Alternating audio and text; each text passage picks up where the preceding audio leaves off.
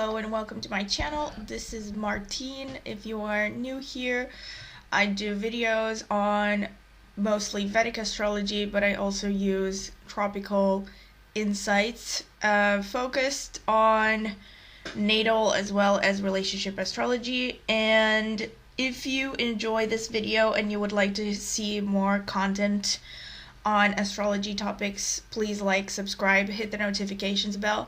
And if you're interested in a personal consultation on natal or relationship astrology, please email me at the email that I will write in the video description. Thank you. And today I want to talk about a subject that was requested a while ago, namely delay in marriage. I have taken some time to really think about it. There are a lot of things, there's a lot of information to talk about when it comes to this subject, but I have sort of centralized the main factors. Now, first of all, let me define what exactly is delay in marriage. Now, delay in marriage basically means that you're going to get married at a later age than whatever the acceptable average age is for marriage in your particular community or society. So like if you're talking about the Western world, I guess the average, I'm not even sure what the average marriage age is, but it's probably pushing 30, I think, in most Western countries. So basically it's safe to say that if you do get married, let's say after the age of 30, that you definitely have some delay in marriage, I guess. Of course, there are instances where there is something called denial of marriage, and then there's also instances where a person simply doesn't care about getting married. There are various nuances to this. Nothing is black and white, as astrology is in general. It's all about the in-between, the gray levels, because every person is an individual and all that, and it's all about what the soul has come to experience in this lifetime. But talking about delay in marriage, you also should know, and understandably, that there is a difference between somebody who gets delay in marriage or like gets married at, let's say, after the acceptable marriageable age because they really want to, or because they choose to prioritize other things in life other than romantic relationships and or marriage. And then there are situations where a person really does want to get married, but for one reason or another, things are not lining up to them achieving their desires. So either, let's say, I don't know, they have problems that they have to deal with first, like they have financial issues, they're not meeting the right person for whatever reason, bad partners, etc., etc. There can be countless scenarios. And mostly astrologers focus on delay in marriage from, the outside factor perspective. So like, what happens, like the somewhat, let's say, fatalistic aspects in a chart that show delay in marriage. So things that have to do with karmic debt or, things like, you're experiencing bad delay in marriage or frustrated desires because in a past life you hurt other people and now you need to pay things back and stuff like that. But not many astrologers focus too much on the issue of delay in marriage because a person simply doesn't care about getting married, etc., etc. So this is just being like a short, long introduction into the general subject, because I do tend to get into both aspects and then, both factors that you can see in a natal chart and also in the Navamsha or the D9 chart that show delay in marriage. And by the way, if you want to know how to calculate your natal chart and your D9 chart, there is a video that I made on how to get a free chart. I'm going to link that in the video description. So yeah, let me get into it. So first of all, the general factors. So these are things that, pretty much you would want to see in general, that these are things that simply have to do with outside factors. This is not to do with a person's individual will necessarily. Although sometimes issues of external factors and individual will do intertwine. You know what I'm saying? Like, you're going to understand more when I explain in depth. So general factors, first I have to mention if you have a debilitated sun, especially if you have sun in the 4th house, sun in Libra. Actually, if you have sun in Libra in the 4th house, that is a very weak sun. Sun in the 4th house, and to a lesser extent sun in the 7th house, is quite debilitated. I think in the 4th house that is the weakest placement of the sun, because basically remember that the ascendant is calculated with regards to your time of birth. So if the sun is in the 4th house, it means that technically speaking you were born during the night, so the sun was literally at its weakest point. It's like it was on the other side of the earth versus your birth, your place of birth, you know what I'm saying? So that is a very weak sun. And if it's also in Libra, by sign, sun in Libra is the weakest placement. This shows delay in marriage. This is going to show delay in marriage. It's actually going to show delay in a lot of things. Now, take in mind, of course, disclaimer that it all varies from chart to chart, and these are general descriptions. It is quite possible to have these placements and somehow have other placements that will counterbalance these. So it doesn't 100% mean that every person who has sun in Libra in the 4th house is going to be hugely unsuccessful or anything like that. But it usually does show that, you know, a person is going to be experiencing a lot of frustrations and delays, because the sun is your life force, remember that. So it's your sense of confidence, it's your sense of self-esteem, your sense of faith in yourself and in your path in this life. So a person who has a weak sun is going to have a weak life force in a sense. And also, if you watch the video I made on the serial killers, I explain the psychological link between astrology and psychology, namely that the sun is actually the father figure in a person's chart. And a lot of the times when you look at charts, you will see that people with a strong sun placement, people who have sun in the 1st house, in the 10th house, actually sun in the 10th house is literally the strongest house placement for the sun, because, you know, it's like, it's the time when the sun is shining brightly in the sky. So, yeah, it's at its zenith, at its maximum shining power. And so sun in the 1st or the 10th house is going to be a person who has a strong sense of self-esteem, a strong sense of confidence. Most likely they've had a strong father figure who has taught them all these things, who was there to guide them in their personal, individual personality development, and, you know, to teach them to approach challenges confidently and all this stuff. So a person who doesn't have a strong sun, they're going to have a weak father figure, which can play out in a myriad of ways. Like I mentioned there, sun, for instance, conjunct Rahu means that the sun was eclipsed, and the Rahu shows things like everything that is unorthodox. So even things like substance abuse, and all kinds of things that are shady, basically, and even outside of the law, can be shown by Rahu. But basically, Rahu can show a challenged character in a person. So people with Rahu conjunct the sun can also experience actually delay in marriage, because Rahu is eclipsed. And the theory with the eclipse on the sun is that after the age of 35, things get better, or like your life is going to get better, because the eclipse loosens its grip on the sun. So you will start to become more confident and more secure after 35, 37, something around along those lines. So this is like debilitated sun, and also to a lesser extent debilitated Mars.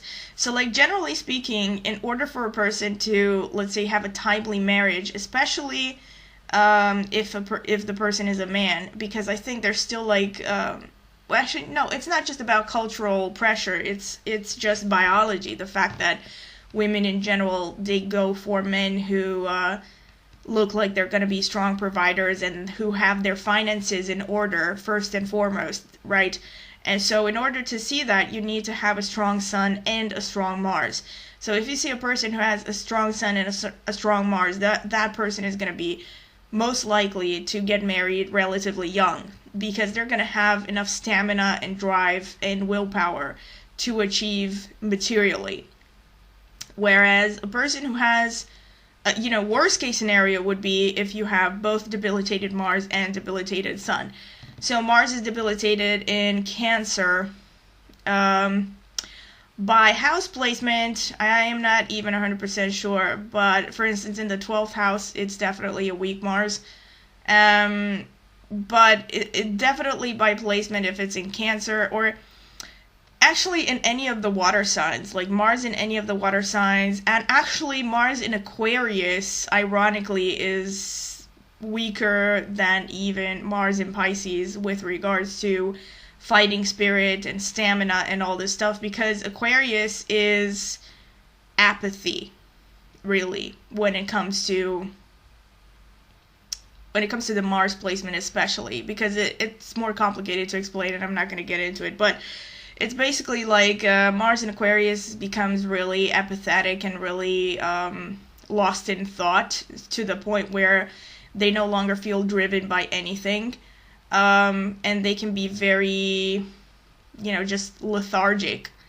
And like I said, this is especially true for men, like this issue of the Mars and Sun debilitation thing. But it's also true for women, because when you see this in a woman's chart, it may play out in different ways. Like a woman with a debilitated Sun may not necessarily, become a drug dealer.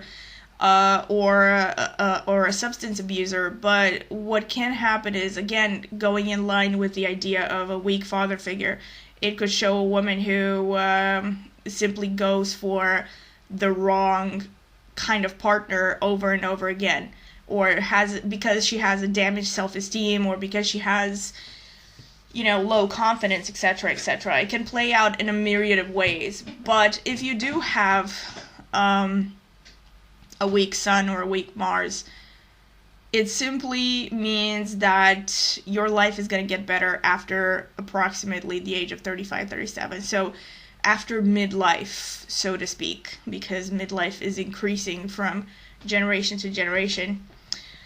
At least I hope so.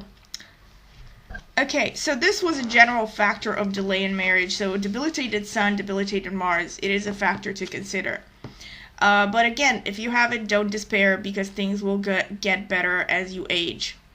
Saturn is the biggest factor, really, the biggest single autonomous factor to look at when it comes to delay in marriage.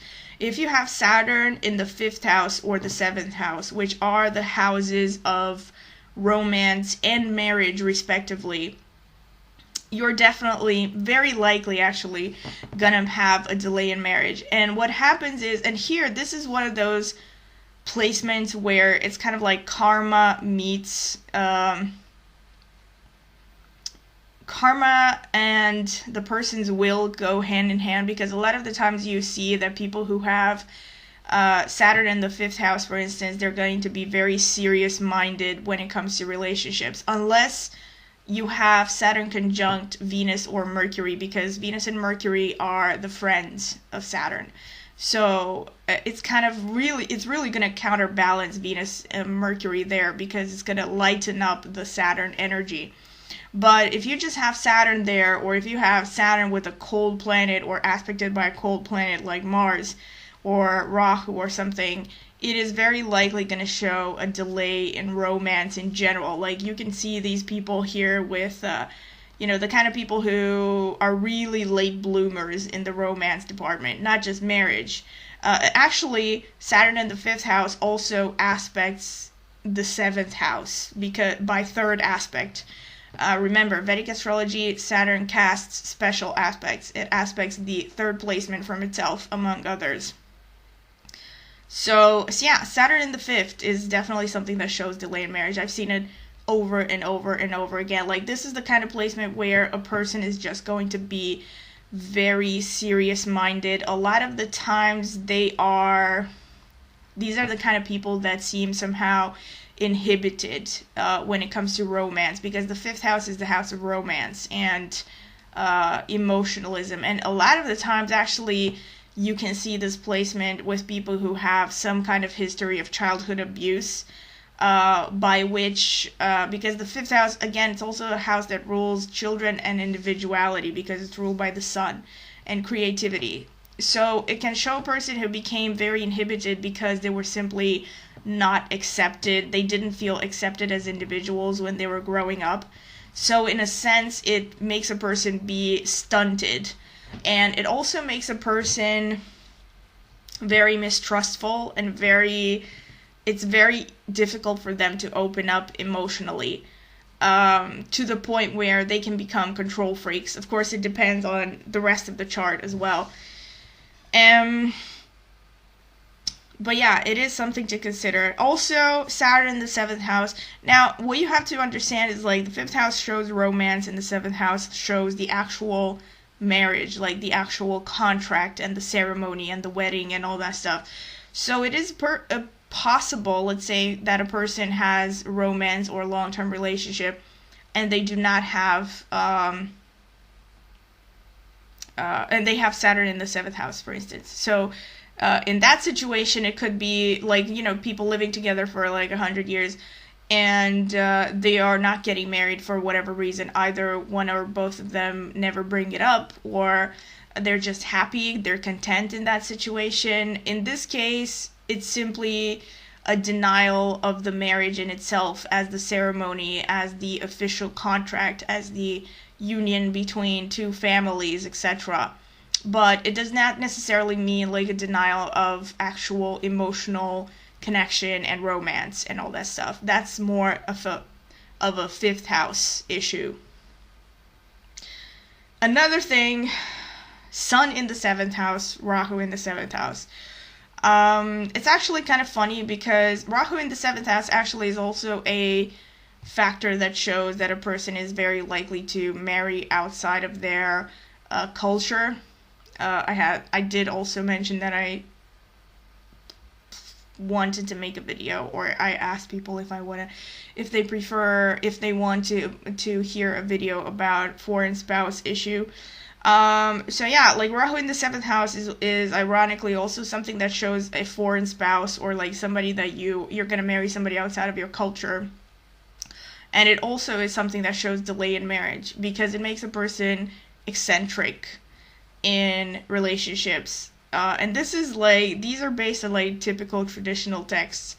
But in my personal opinion, both Rahu and Ketu connect in the first 7th house axis, because if you have Rahu in the 7th, you're going to have Ketu in the 1st, and vice versa. If you have Ketu in the 7th, you're going to have Rahu in the 1st.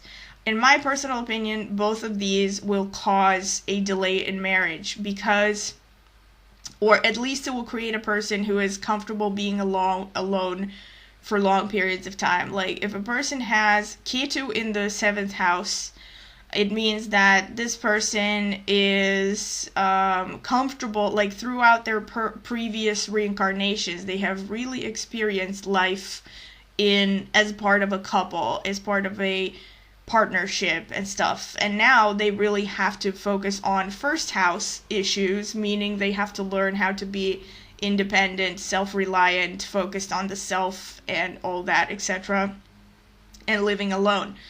And so a person who has Ketu in the 7th house, they're actually going to feel comfortable being in relationships, and they're actually very likely to be those kinds of people who are afraid of being alone.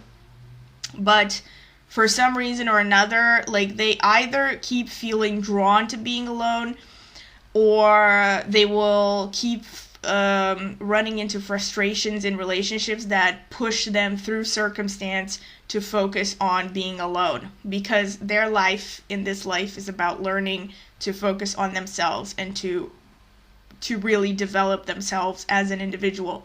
Whereas a person who has Ketu in the first house and that has Rahu in the 7th house, it's the opposite situation. So a person with Ketu in the first house, and this is actually, by the way, a placement that is said to really create very spiritual individuals. So like people who are, weird, eccentric, loners, stuff like that. And for good reason, because, a person with Ketu in the first house has really experienced living alone in previous reincarnations. One traditional description that I read a long time ago even said that a person with Ketu in the first house is at their first life as a human, which I'm not even sure. I don't even know if that implied that the person was an animal before, or if the person is an alien. But whatever, just a weird little parenthesis. Actually, people with both Ketu and Rahu on the 1st, 7th axis, they will be weird. They will be seen as eccentric by society, but I would say Ketu is more like the strange hermit kind of person, whereas Rahu can be wildly eccentric and shiny in your face, attention-getting sort of person. So a person with Ketu in the first, because I started from that idea, is really going to be comfortable being single. But life is going to, their life is actually about experiencing relationships in this lifetime, but they're not going to feel comfortable in relationships. So with this placement, you can have, I've seen 2 different scenarios. Either you have a person who is going to be completely terrified of relationships, because relationships, remember, are just completely uncharted waters for them. So they haven't experienced relationships in previous lives, or they haven't really developed this function of living in a relationship. So for them, it's really strange territory. They are much more comfortable being single. So you will see people with Ketu in the first really just being single for long periods of time.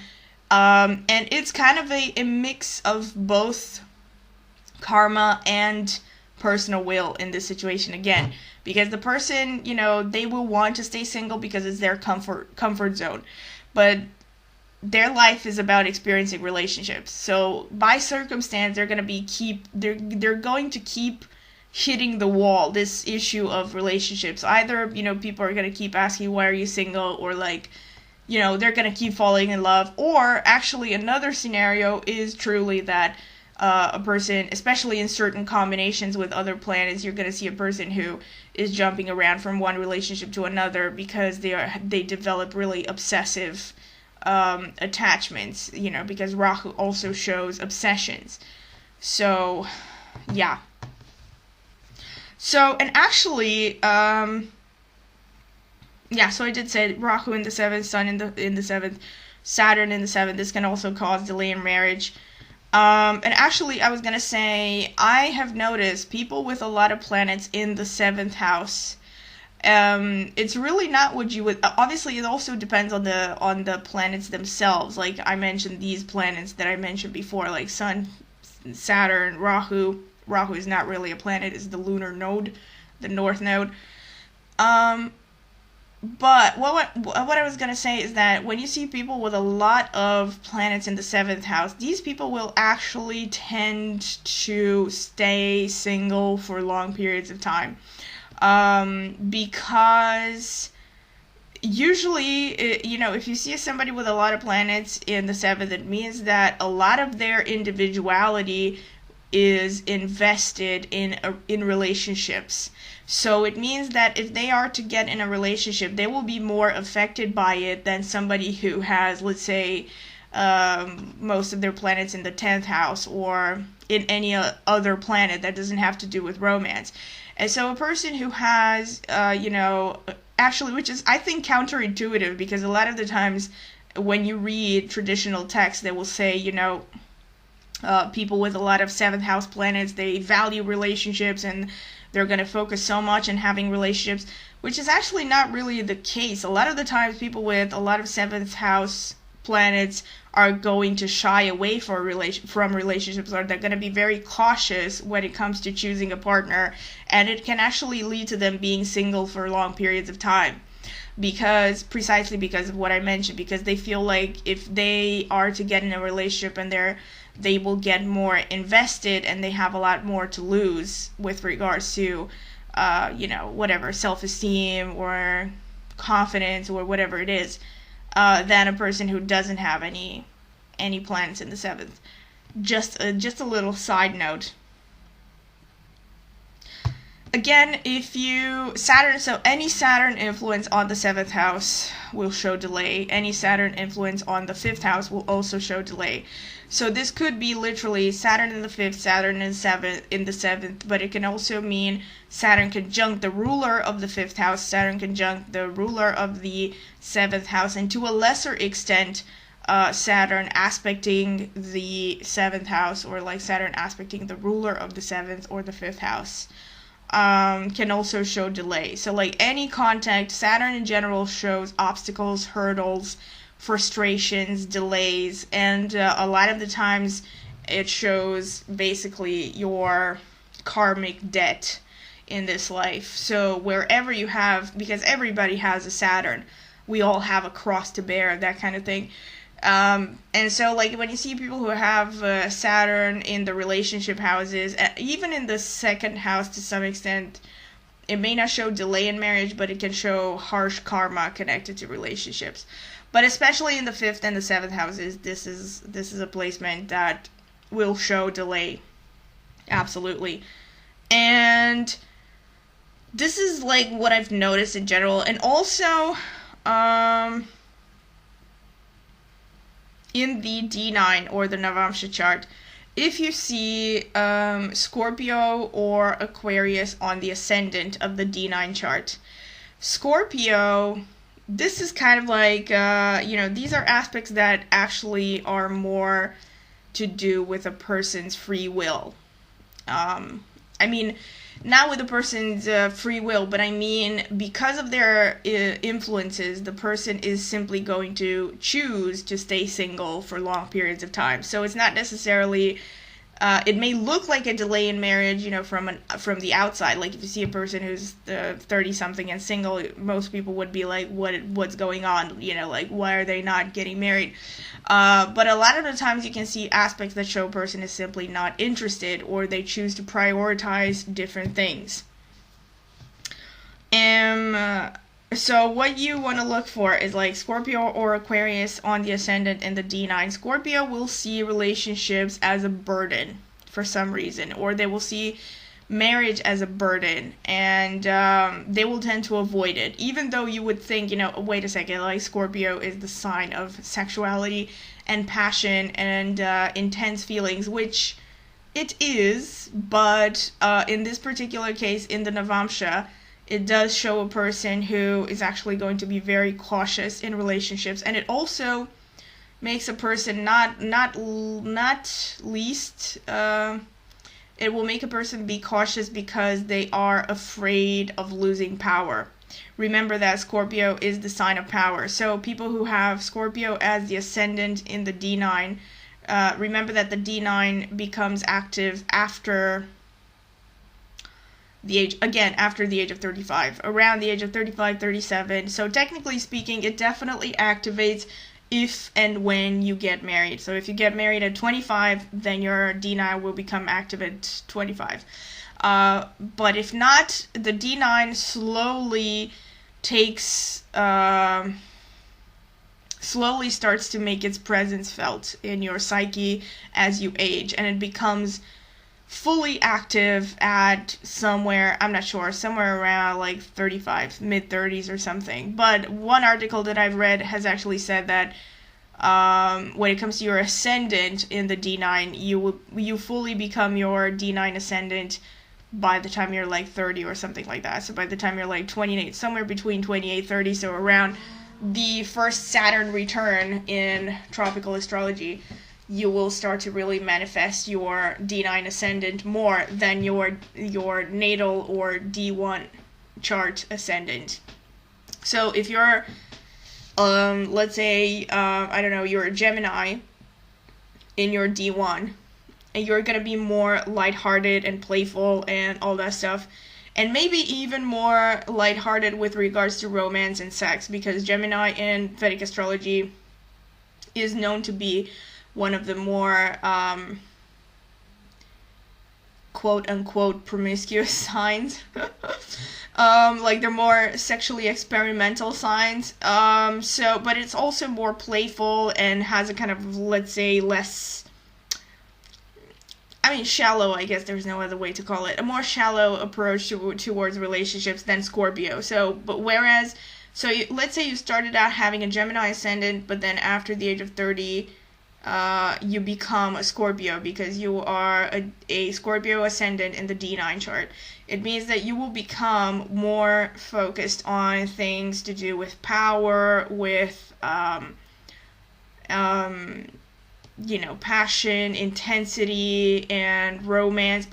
And again, it doesn't mean, of course, that a person with Scorpio ascendant doesn't care about romance, but it's one of those placements that makes a person very careful and very cautious about who they share their territory with, especially Scorpio, because Scorpio is a little bit paranoid. Especially if you also see a lot of planets in the 8th house in the D9, it can make a person really extremely cautious and extremely picky when it comes to the people that they open up to. So, yeah. Also, if you see Aquarius, now, again, I probably sound like I have a problem with these two signs, because I also mentioned them in the serial killer video a lot, because these are the two intense, sort of dark signs. And I have mentioned also in the serial killer video that Scorpio and Aquarius are basically the only signs that are co-ruled by the nodes of the moon. So Scorpio is co-ruled by Ketu, or the south node of the moon, and Aquarius is co-ruled by Rahu, or the north node of the moon. Both of these are eccentric influences. And Aquarius ascendant in the D9 simply shows that a person is not going to be interested in marriage at all. So it's actually, some interpretations that I have read have said something along the lines of that marriage could be denied, or sometimes, but most of the interpretations, and actually some of the people that I know, I have met a few people who have this placement, they simply are not interested in a traditional marriage. I actually used to know this one guy who had in college who had this placement, and he actually said to me, my dream is that when I'm gonna grow old with my friends, and maybe I'm gonna have a girlfriend every now and then, but mostly I just want to be surrounded by my friends, and I don't know, live closely together, and basically some kind of a commune living, whatever, and yeah, so Aquarius is really it's kind of a mad scientist sort of energy, and it's also a kind of sign that creates a lot of obsessions. So people who have a lot of, and not just ascendant, I would say ascendant on the D9 is probably the most powerful influence, but also if you see other signs in Aquarius, there will be less interest in marriage, other planets, especially the moon, especially in a woman's chart. If you see moon in Aquarius in the D9, it can really show lack of interest in relationships, because and again, this is not necessarily because they hate other people or anything, it's simply because they are content being single. So this can show simply a lack of interest. That's what it shows. So that's what I wanted to say. Also, to do with pickiness and all this stuff, Ketu in the 9th house of the D9. This is something that I came across and I have heard about several times. It makes a person extremely picky. And actually, Ketu aspecting, because Ketu in the 9th house, the 9th house is 7th from the 3rd house, and it's ninth from the 5th house. So basically Ketu in the ninth also aspects the 5th house, which is the house of romance. So the 5th and the 7th houses, these are the two main houses of romance. And if you have Ketu aspecting these especially in the Navamsha, but it's also in the natal chart or the D1, it shows again a person who really may not have much interest in romance, or what it can show, because Ketu is dissipation, and again I have mentioned this in depth when I made a video on how to read Ketu and Rahu in relationships and in the natal chart, and you might want to check that one out. Ketu is about dissipating an energy, but Ketu is also the planet or the point that shows spirituality. So a person who has Ketu somehow connected to romance, the romance houses, whether it's aspecting or sitting in the 5th or 7th houses, either in the Navamsha or in the D1 natal chart, it shows a person who's going to be very particular about the kind of partner that they want. Because usually it shows they want a very spiritual / intellectual kind of partner. They want somebody that is not just, just someone that they can go to the movies with and have kids with, and somebody's gonna pay half the bills. They're gonna look for somebody that they really have a strong spiritual, emotional connection with, because and this is also true if you see Venus conjunct Ketu, or a strong Ketu influence in a natal chart will make a person very spiritual, so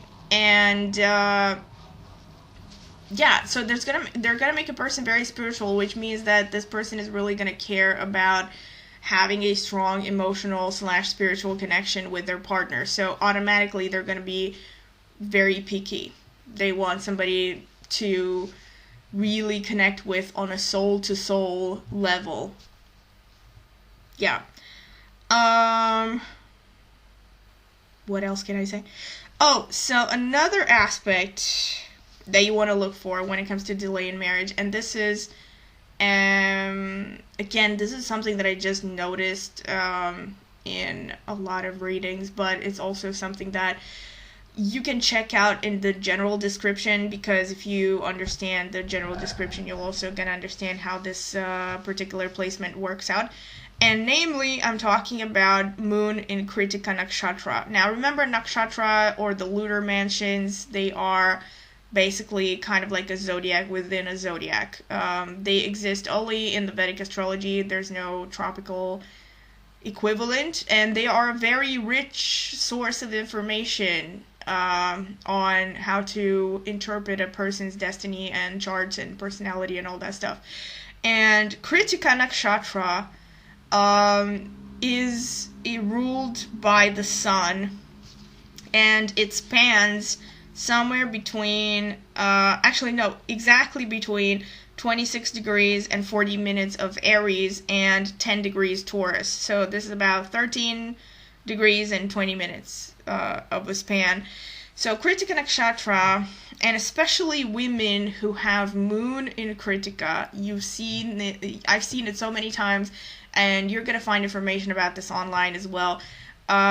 These women are seen as very powerful in society, but not powerful like in a socially acceptable way. They're powerful in the very feminist, aggressive, not necessarily aggressive, but these are the kinds of women that will make waves with their personality.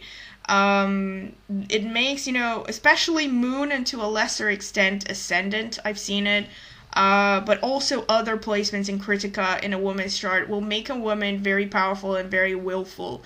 And with the Moon here, again, this is one of those placements where it's kind of like, I wouldn't say karma, but I would say like, influence goes hand in hand with a person's individual will, I guess.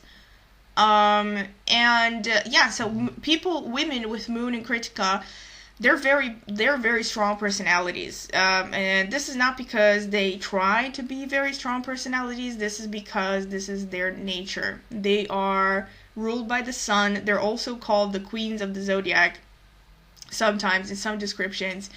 And they are just naturally tough. Like, these are women that they usually are driven. They're driven to achieve something, a dream, an ambition, a goal, whatever it is, and they're not going to play second fiddle. It's very unlikely that you're gonna find a woman with Kritika placements who will be a perfectly meek, subservient woman. And if you just list some of the women, the famous women with Kritika moons, you will realize what I'm talking about. One of the most famous ones was Florence Nightingale, who was basically the founder of the modern day hospital system. She had her moon, I think, in the Aries side of Kritika. And also, the Aries side, so this nakshatra is ruled by the sun, and in the Aries side, it is co-ruled by Mars because it's in Aries, and in the Taurus side it is co-ruled by Venus because it's in Taurus. And aside from these co-rulership, there are also another layer of co-rulers that are determined by the padhas, which are kind of like decanates in tropical astrology. So each nakshatra is divided into 4 divisions, equal divisions, and each division has another co-ruler. I'm only telling this because there will be nuances for this nakshatra, but overall, all of it is ruled by the sun. And Florence Nightingale, just to give you an example, Frida Kahlo, Katharine Hepburn, let me think. More modernly, Jessica Chastain. Jessica Chastain is such an obvious example. Actually, I'm not going to talk about Kritika too much more, but it is one of the more fascinating nakshatras, and I'm gonna at some point do a series about the nakshatras, and I think I'm gonna start with the Kritika nakshatra.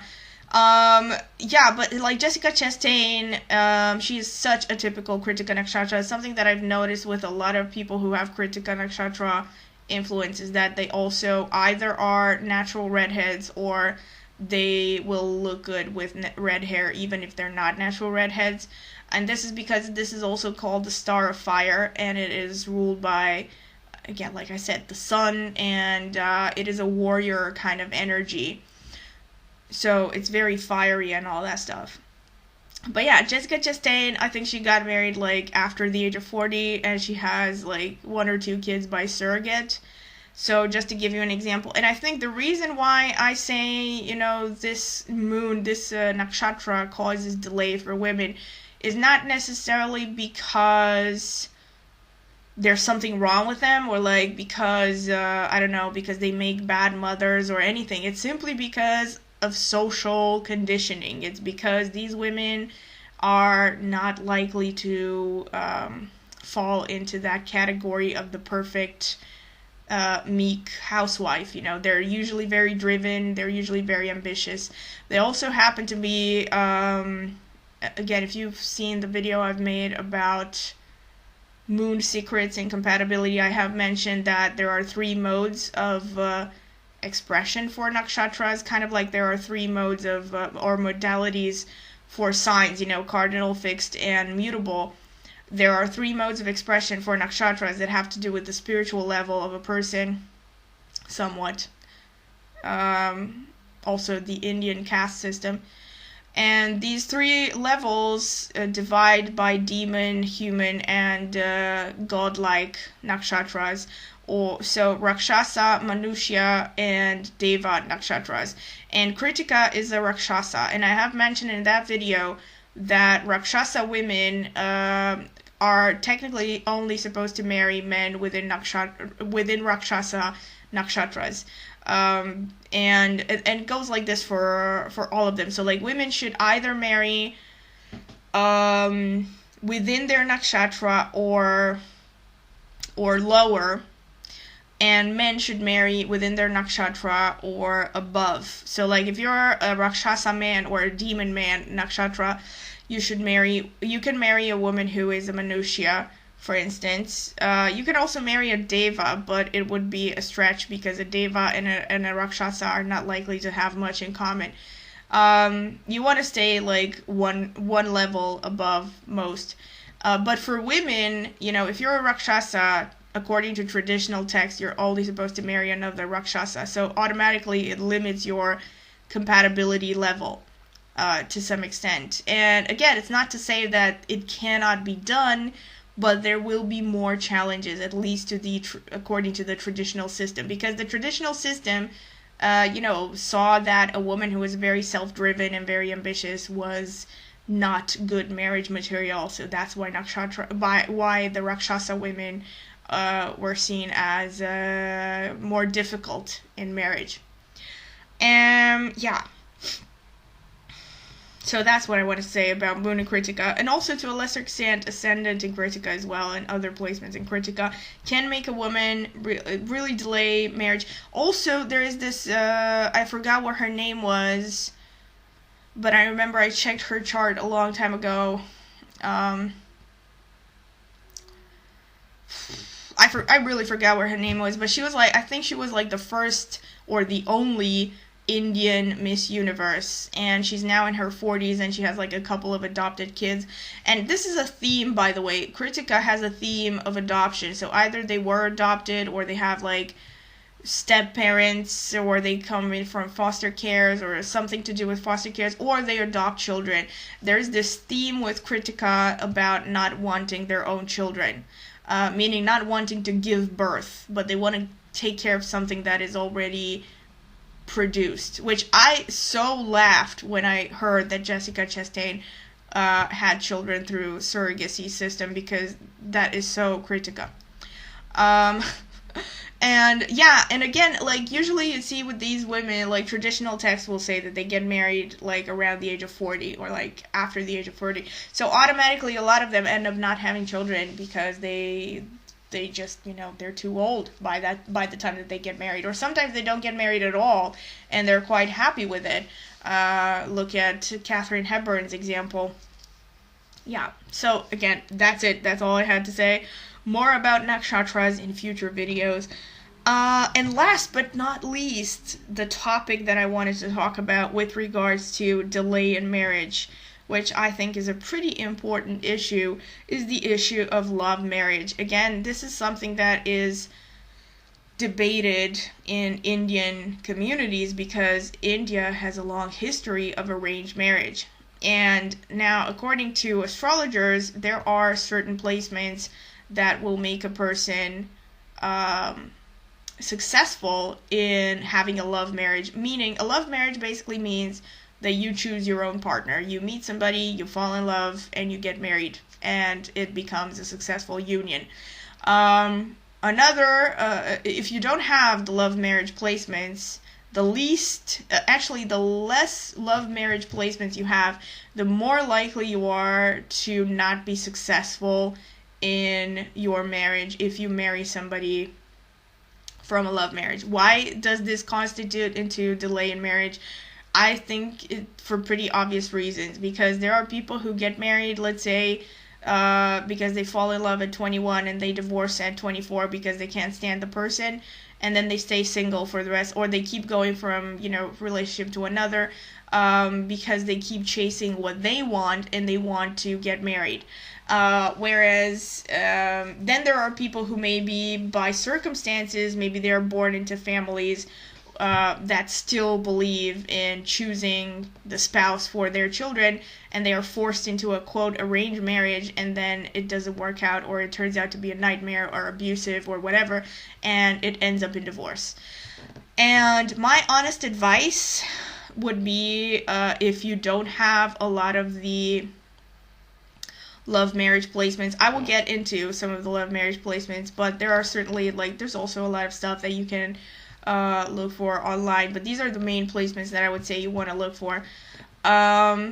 if you don't have the main love marriage placements, my honest advice would be don't try to get married. It's as simple as that. You know, all of these relationships, like you see them plastered in the media or among people that you know, even you see these cases of people who, you know, they've been together for like I don't know, 5-10 years, and then they get married and they get divorced within 4 months. And everybody around is like, what the hell happened? Like, how is this possible? Well, you were living with this person for like all this time, and then all of a sudden you make it official and you get divorced. What happened? Like, what is going on? And I'm really, honestly, I'm curious as to what is really happening in these relationships. But I've actually, like, just for instance, just for fun, I checked Angelina Jolie's chart, and lo and behold, she does not have any of the main love marriage aspects. And all of her marriages ended up in divorce. And especially with the Brad Pitt marriage, it was really ironic because, like I said, they were together for a very long time. They had many children together, and then they got married and they separated within a year or something like that. So this may have definitely contributed, but there are plenty of cases of like this out there. Now, of course, nothing is bulletproof, and ultimately it's all about willpower. Like, it could also unfortunately be the case that maybe you have a lot of love marriage aspects, but you also have aspects that show divorce, because it's all about karma. You know what I'm saying? Like, it could be about karma. So yeah, love marriage aspects. Oh, actually, damn it, I just remembered something. Before I get into the love marriage aspects, I just remembered something that I think I forgot to mention about Navamsha.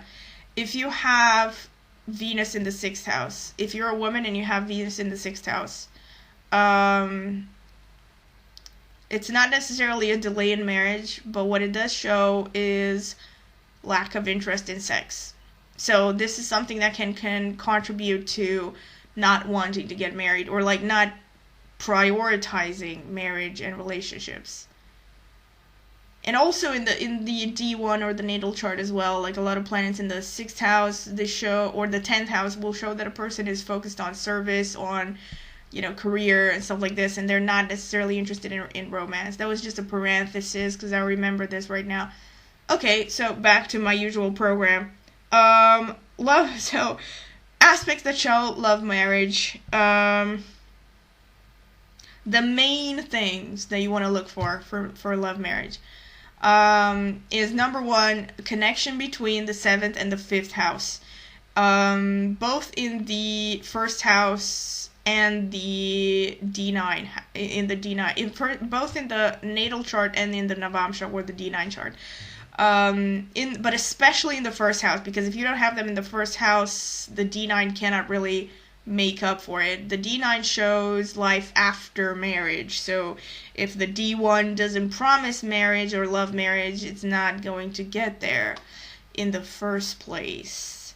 So yeah, connection between the 5th and the 7th house. So either, let's say, the 7th lord is in the 5th house, or the 5th lord is in the 7th house, or they are conjunct in another house, especially if they are conjunct in the 11th or in the 8th house. Because 11th is about your desires and aspirations, and the 8th house is about sexual desire and passion. Yeah, but any connection between the 5th or the 7th, or by aspect, like let's say, I don't know,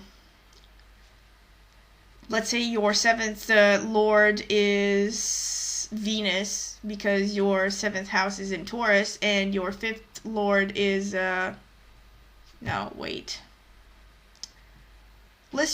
I don't even know what the different combinations could be, but like, let's just say that you have let's just say that you have the 7th lord, I don't know, is Jupiter, and the 5th lord is Venus or something, or the other way around, doesn't matter, and they are not connected to each other directly, but they are opposite one another. For instance, like, I don't know, let's say you have Venus in the 12th house and Jupiter in the sixth house, and they happen to rule the 5th and 7th houses, and they are opposite one another. That still counts as a connection between the 5th and the 7th houses, but it's a much, it's not much, but it is a less of an influence than if they were directly conjunct in the same house, or if the 5th were in the 7th or the 7th in the 5th. So this is the number one thing. Another thing that you have to look for that is equally important is Mars aspecting Venus. Especially, actually not especially, any aspect of Mars. So Mars aspects the 4th placement from itself, the 7th, or obviously conjunction. So if the Mars and a planet are in this, so the 1st aspect from itself. And also the 8th. So it has 4 different aspects: conjunction, 4th aspect, 7th or opposition, and the 8th aspect from itself. If it aspects by 8th aspect, if Mars aspects Venus by 8th aspect, that's actually not a positive thing for love marriage, because it shows it's actually more likely to point towards a divorce. But don't get too panicky if you have that aspect. Because you have to look at the whole chart again. But if you have Mars aspecting Venus by any other aspect, it is a positive indicator of a love marriage. Love marriage will come your way.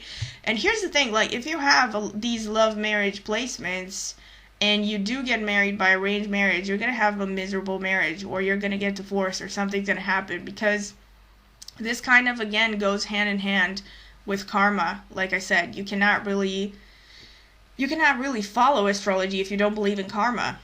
So some things are just things that you are meant to experience in this life, and you can try to push them, but it's probably not an indicated thing, because you're meant to experience the things that you are meant to experience for a reason. Because the soul chooses the path that it will be in from the beginning. So, yeah. Then, also, if you have Venus in the 2nd house, 5th, 7th house, or 11th house. I think also in the 8th house, but I'm not sure. No, not really. No, Venus in the 2nd, 5th, 7th, or 11th. This is another strong indicator that you are more likely to have a love marriage. Venus conjunct Mercury, especially in Gemini or Scorpio, these are the lusty signs, like I mentioned, except Gemini is more experimental and Scorpio is more emotional and intense.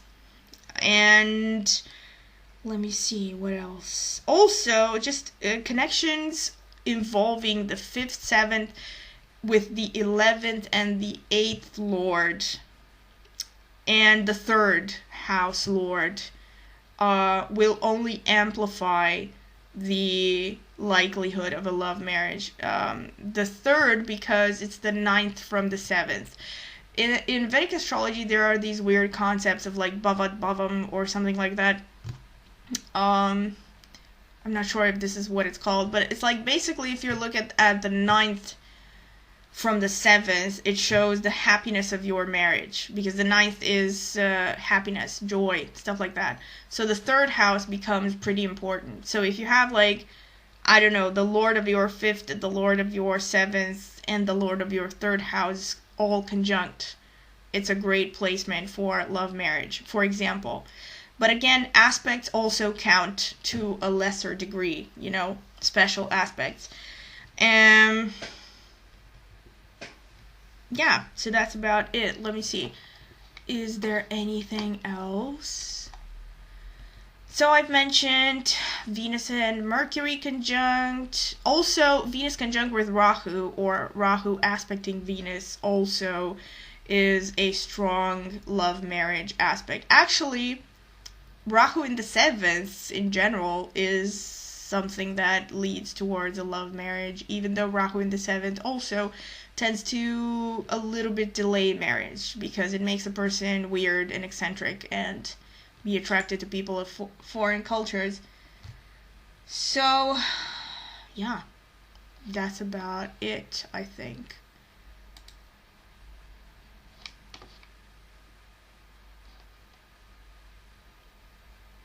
Let me think.